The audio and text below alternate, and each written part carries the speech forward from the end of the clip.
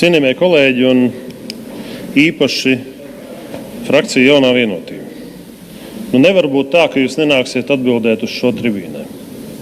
Es vienkārši nespēju noticēt, un es neticu, ka jūs nepiespiedīsiet pogu debatēm un nenāksiet skaidrot to, kāda ir jūsu politika, ka jūs vienā brīdī pat solat izbeigt tirdzniecību ar Krieviju, un nākamajā solī, lai realizētu mērķi izbeigt tirdzniecību ar Krieviju, jūs virzat jautājumu par 35 miljonu investīcijām, lai palielinātu tirdzniecības loģistikas caurlaidi Latvijas-Krievijas robežās.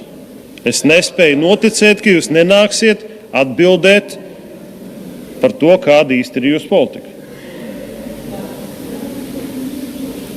Tā problēma, acīm redzot, ir tajā, ka valdībai vairs nav skaidras politikas.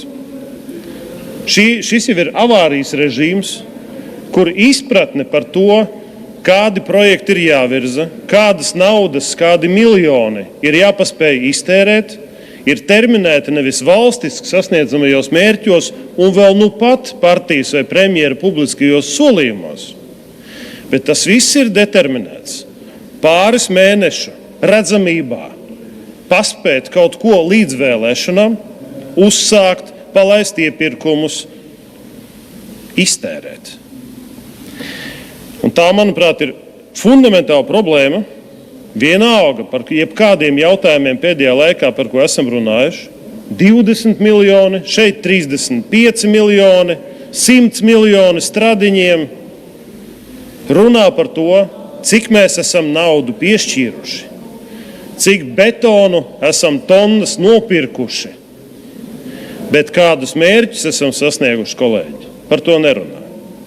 Tad, kad bija Sprūda kunga demisijas pieprasījums, mēs mēģinājām pajautāt, kādus mērķus mēs esam sasnieguši. Stratēģiska saruna šeit Saeimas tribīnē par to, varbūt kā Igauniem, varbūt jāmaina pieeja, varbūt nauda jāpārvirz no vieniem ieguldījumiem uz citiem, kalkulējam, rēķinam, varbūt šādi efektīvāk izlietosim naudu, sasniegsim labāk mērķus.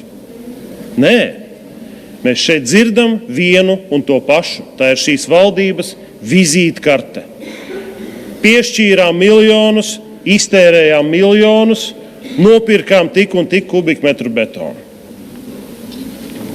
Šādā veidā veiksmīgi valsti uzbūvēt nevar.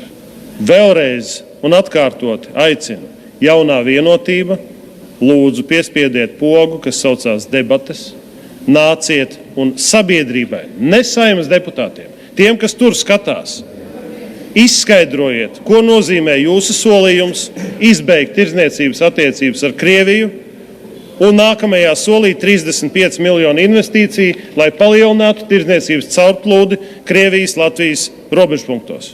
Lūdzu, nāciet un paskaidrojiet. Ja nē, tad jums iespēja arī demisionēt.